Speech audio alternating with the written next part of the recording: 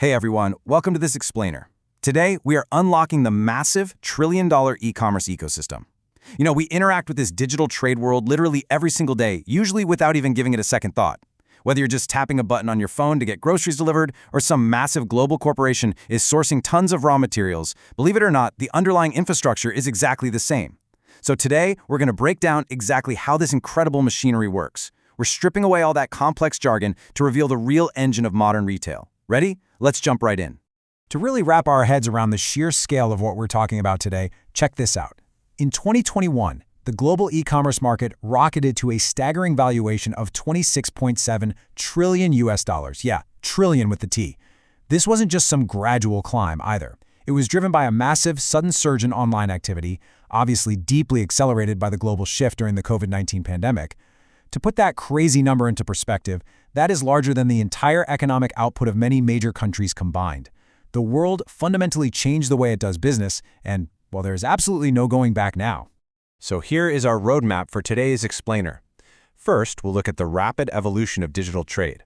Second, we'll break down the various e-commerce business models. Third, we're diving into the driving technology behind the screen. Fourth, we'll weigh the key benefits and challenges. And finally, number 5, we'll wrap up with how to become smart consumers and sellers. All right, let's kick things off with Section 1, the rapid evolution of digital trade. It is honestly mind-blowing to see where this all started. Get this, back in 1994, the very first secure online purchase was actually a Sting CD. Somebody in New Hampshire bought it for exactly $12.48. From that single music album, we rocketed right into the dot-com boom in 1996, with giants like Amazon, eBay, and Walmart launching their very first digital storefronts. As we rolled into the 2000s, mobile shopping and omnichannel retail completely transformed the landscape, literally bringing the stores directly into our pockets. And then bam, in 2020, the COVID-19 pandemic hit. It acted as this massive global catalyst, sparking exponential growth that cemented e-commerce as an absolute economic cornerstone worldwide. Moving right along to Section 2, various e-commerce business models. People constantly mix up the terms e-commerce and marketplace, but the difference is actually super simple once you see it.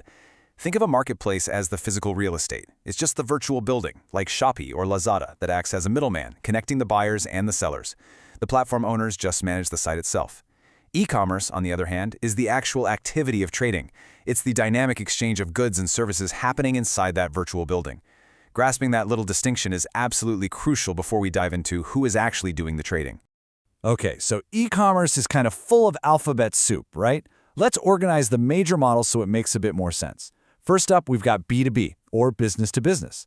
This is all about large volume corporate transactions. Think of places like Electronic City. Then there's the one we're all super familiar with, B2C, business to consumer. Whenever you buy retail from Lazada, Blibli, or Shopee, you are right there in the B2C model. But check out C2C, consumer to consumer. If you've ever sold a secondhand couch to a neighbor on OLX or Cascus, guess what? You've engaged in this awesome little microeconomy. And finally, there's C2B, consumer to business, which has totally surged recently. If you're an individual graphic designer selling your freelance services to a massive corporation on a platform like Freelancer, you are literally flipping the traditional retail script. How cool is that? Now let's peek under the hood in Section 3, driving technology behind the screen.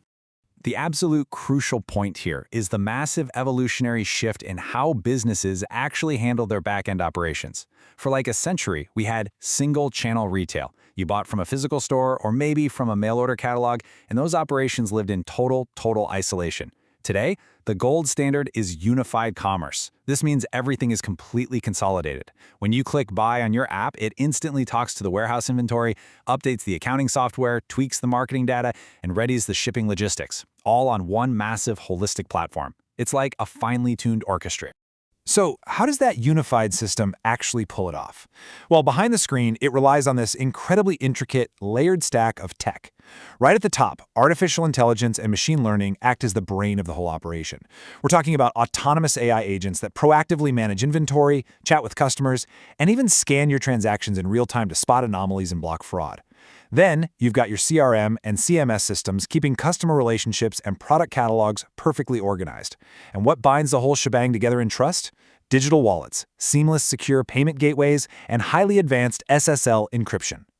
All of this works tirelessly in the background so that your shopping experience is totally frictionless. That brings us to Section 4, Key Benefits and Challenges. Let's start with the good stuff. As a seller, the benefits of this ecosystem are basically undeniable. You get a storefront that quite literally never sleeps, offering 24/7 global accessibility, without any of those crushing overhead costs like physical rent and electricity. What's even wilder is the whole concept of drop shipping.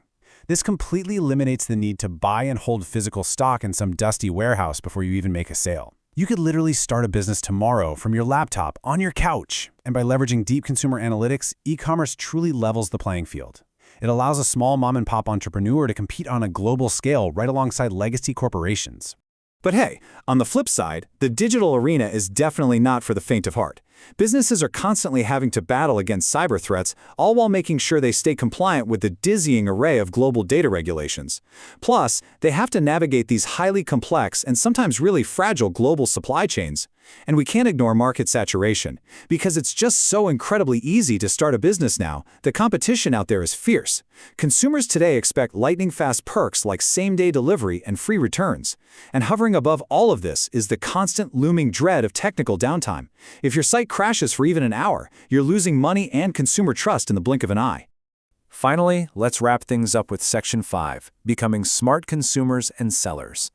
Look, because these unified platforms make borrowing and spending so incredibly frictionless, it is dangerously easy to accidentally fall into debt. To protect yourself and your wallet, we've got to adopt a few specific habits.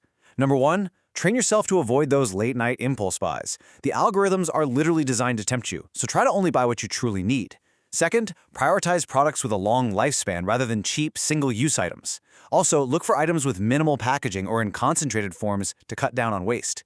And finally, think about buying your absolute necessities in bulk.